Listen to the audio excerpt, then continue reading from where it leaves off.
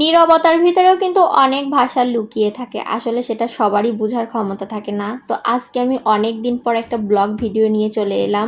আমি অনেক দিন হলো ব্লগ ভিডিও আসলে ছাড়ছিলাম না, বাট আমার কিন্তু ব্লগ ভিডিও করতে অনেক ভালো লাগে। আর আজকে সকাল থেকেই প্ল্যান প্রোগ্রাম করা হয়ে গিয়েছিল যে আজকে খুবই সিম্পল রান্না করা হবে, বিকজ রাত্রেবেলা খাবার দাবারের আয়োজন আছে। তাই জন্য আজকে আমার শাশুড়ি রান্নার কোনো ঝামেলায় রাখেনি, খুবই সিম্পল ভাবে রান্নাটা সেরে ফেলেছে। দুপুরের রান্নাতে ছিল ডিম এবং নিরামিষ। আর এদিকে রান্না শেষ না হতেই দেখছি হালকা পাতলা বৃষ্টি শুরু হয়ে গিয়েছিল। বৃষ্টি কিন্তু হালকা হলেও দেখতে অনেকটা সুন্দর লাগছিল। এদিকে বৃষ্টি দেখতে দেখতে আমাদের অনেক পরিমাণে ক্ষুধা লেগে গেল, তো আমরা খাবার নিয়ে বসে গিয়েছি। আরেকদিনের ভিডিওতেই কিন্তু আমি বলেছিলাম ডাউল দিয়ে নিরামিষটা আমার অনেক ফেভারিট। তারপরে যদি গাছের পুঁইশাক দেওয়া থাকে এই নিরামিষটার ভিতরে অনেক মজা লাগে। তো আমি এখানে একটু লেবু দিয়ে চটকে চটকে খেয়ে নিয়েছিলাম। আর সাথে ছিল ডিম রান্না।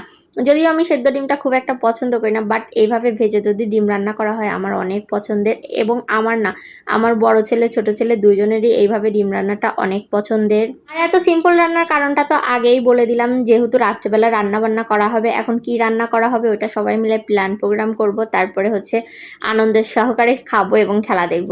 যাই হোক, আজকে কিন্তু অনেক সিম্পল রান্না ছিল। এবং এদিকে খাওয়া দাওয়া শেষ করতে করতে একটা ভাত ঘুম দেওয়ার পরে আমি এবং আমার হাজবেন্ড ছাদে চলে গিয়েছিলাম। ছাদে যে পরিবেশটা এত সুন্দর দেখা যাচ্ছিল, একদম মনোমুগ্ধকর পরিবেশ। যাই হোক, থ্যাঙ্কস ফর ওয়াচিং গাইস। আল্লাহ হাফেজ, আসসালামু আলাইকুম।